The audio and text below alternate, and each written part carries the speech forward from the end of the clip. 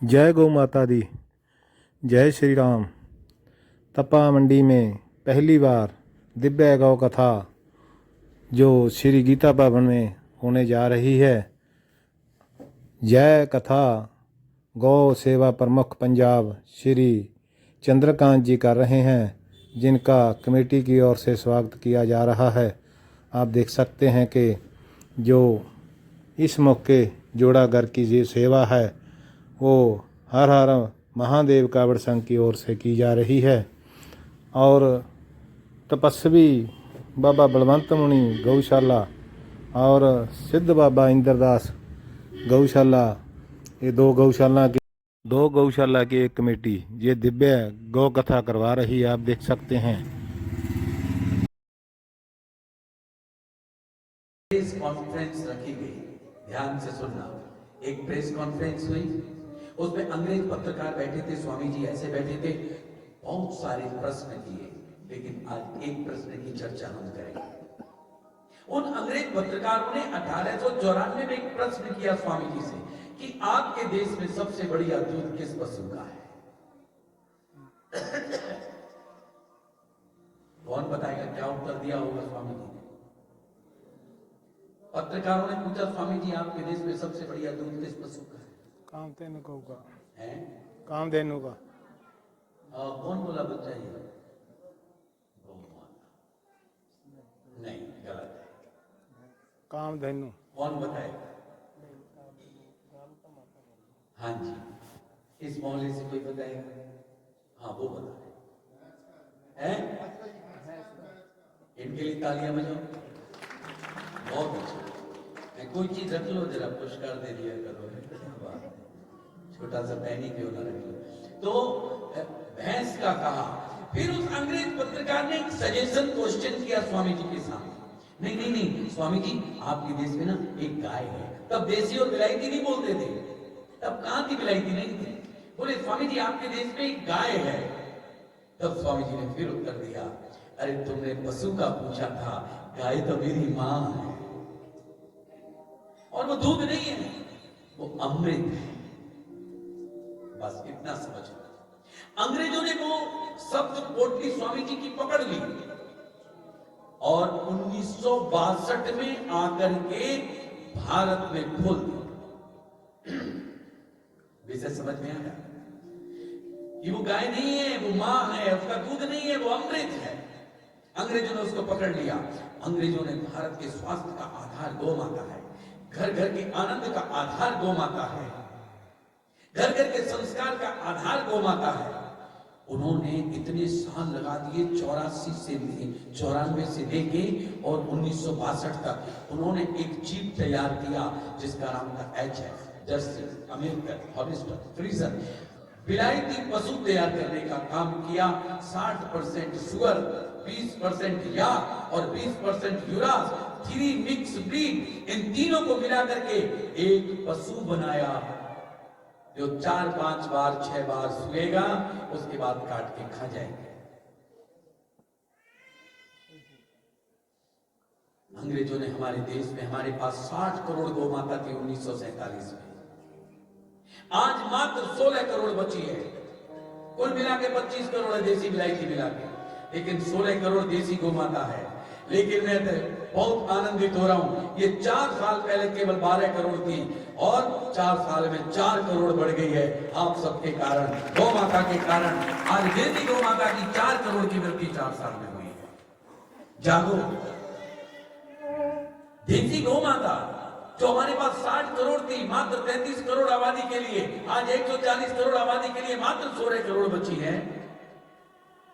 कहां गई? या तो कत्ल खानों में कत्ल हो गया, या कोख हमारी गाय की और बच्चे निकलते रहे विलायती। अरे देसी गौ माता की पहचान बड़ी सुंदर है, उसके हम को होता है ठुड बनाओ, पहली पहचान। दूसरी पहचान, उसके गले में झालर होती है, सींग होते हैं, नाभि होती है, और सबसे बड़ी पहचान, जब उसकी आंखों में आंखें डालो तो अपना बनाता है, मालूम है। हमारी गौ माता की आंखों में काजल परमात्मा की ओर से लगा हुआ है। कभी ध्यान से देखना, साहिवाल गाय उसके परमानेंट काजल लगा होता है। हमारी देसी गौ माता के 4 पेट होते हैं और एक पेट का काम है कोई सामान्य जहरीली चीज चली जाए उसको पचा देती है। विलायती पशु के 3 पेट होते हैं। हमारी गौ माता की 180 फीट लंबी आंत होती है, विलायती पशु की मात्र 90 फीट लंबी आंत होती है। हमारी गौ माता का गोबर चमकीला छल्ला बना हुआ लेसदार झिल्ली लिया हुआ होगा। विलायती का 3 मीटर तक छिटक जाएगा, पतला होगा, छींटे मारेगा। हमारी गौ माता का गोबर बंधा हुआ चमकीला लच्छेदार। देसी गौ माता 10 घंटे भी धूप में खड़ी रह सकती है, 10 घंटे। विलायती के लिए कूलर चाहिए, विलायती गाय के लिए कूलर चाहिए। हमारी गौ माता, देसी गौ माता मई जून के महीने में भी 10 घंटे धूप में खड़ी रह सकती है। हमारी गौ माता जब धूप में जाती है तो उसके सूर्य केतु नाड़ी जागृत हो जाती है, जो विलायती पशु में नहीं होती है। हमारी गौ माता का दूध A2 मिल्क है, विलायती का A1 मिल्क है। हमारी गौ माता का दूध सुपाच्य है, माधुर्य है। वो बीमारियां लिया हुआ है, BCM7 करके जहरीला बैक्टीरिया है। न्यूजीलैंड ने तो कहा डेविड इन द मिल्क। इस गाय के दूध में, विलायती पशु में राक्षस है, इसके दूध में। और हम पिलाते हैं, मत पिलाना, पानी पिला देना, भैंस का दूध पिला देना, लेकिन विलायती पशु का दूध नहीं बच्चों को पिलाना। राक्षसी बुद्धि होती है। देसी गौ माता का दूध पी के बुद्धि तेज होती है और गौ सेवा करके बुद्धि दिव्य होती है। अगर देसी माता की ऊपर चर्चा की जाए तो देसी गौ माता का घी सुगंध युक्त होता है, स्वर्णिम होता है। क्यों?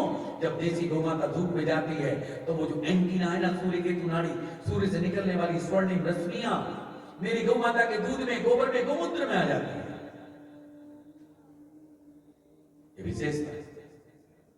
दूसरे में विलायती पशु में सूर्य केतु नाड़ी होती नहीं है। सूर्य में विज्ञान कहता है 2 अदृश्य ऊर्जाएं जो दिखती नहीं है, स्वर्ण रश्मियां सबको दिख रही हैं, कितनी चीजें आ रही है वो कलेक्ट कर लिया लेबोरेटरी में, लेकिन 2 अदृश्य ऊर्जाएं जो दिखती नहीं है, लेबोरेटरी में भी नहीं आई। वो 2 ऊर्जाएं सूर्य की जो अदृश्य है, जो गौ माता का हंप बना होता है, उसके द्वारा एंटीना फिट कर दिया। देखो परमात्मा ने, वो गाय के गोबर में, गोमूत्र में, दूध में आ जाती है। ये विज्ञान है।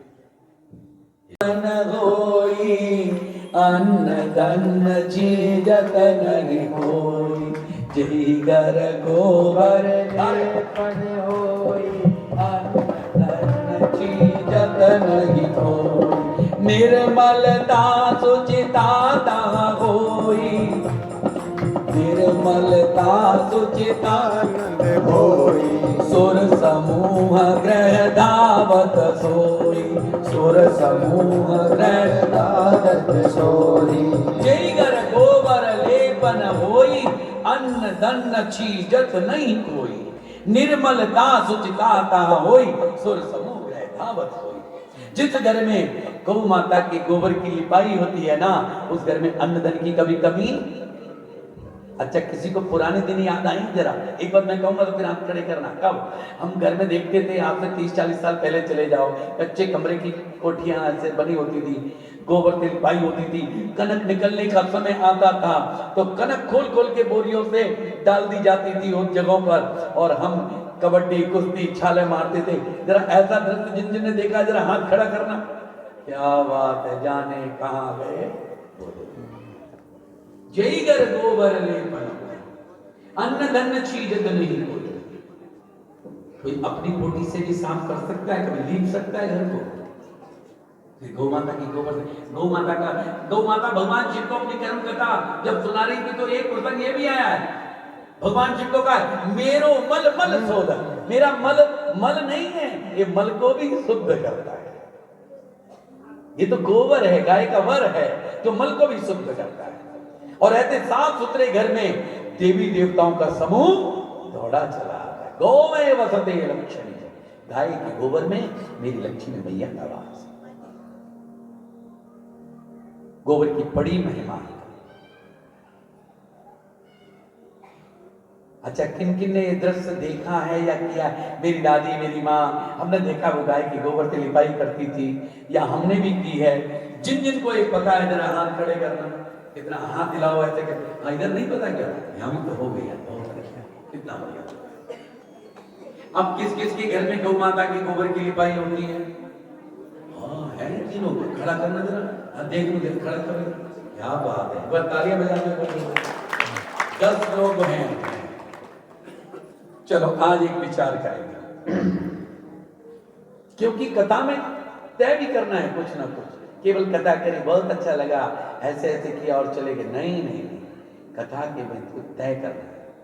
अब भगवान ने बहुत सुंदर घर बना दिए, कोठी बना दी, महल बना दिए, पत्थर लगा दिए, बड़े बढ़िया बढ़िया सब लगा दिए, लेकिन क्या आज हम विचार कर सकते हैं घर जाके रात को जो भी घर के 5 सदस्य 6 सदस्य बैठेंगे और कहेंगे घर में या आंगन में, लॉबी में, कक्ष में, कहीं भी एक जगह 2x2 का पत्थर हम सब विचार करके उसको निकलवा देंगे और इतने गौ माता का गोबर 15 दिन में लाया करेंगे, उसको लीपा करेंगे और सुंदर सा एक पौधा तुलसी मैया का बिरवा उस जगह पे लगाएंगे। ऐसा कौन कौन विचार कर सकता है? होगा कि नहीं होगा, लेकिन विचार करेंगे। जरा हाथ खड़ा करना, बहुत अच्छा, ऐसे, हाँ बड़ा मुश्किल से हाथ उठ रहे हैं, ऐसे खड़ा करो जरा, ये भी काम, हाँ ये है। मलिक कोटला में कथा हुई थी तो वहां मैंने पूछा कि कौन कौन विचार करेगा, तो 500-700 हाथ उठ गए थे, 2000 संख्या थी। यहां भी हो जाएगी कल, चिंता मत करना, बहुत है, पूरा भरा हुआ है। कल तो और जगह करनी पड़ेगी महाराज जी, ये सब भरना और बिछावन पीछे तक ले जाना। इस दिव्य गौ कथा में भारी संख्या में गौ भक्त जहाँ पहुँचे कथा सुनने के लिए, आप देख सकते हैं। कथा समाप्ति के समय अब गौ माता की आरती हो रही है। जय गौ माता दी। अगर वीडियो अच्छी लगी लाइक शेयर व सब्सक्राइब जरूर करें। जय गौ माता।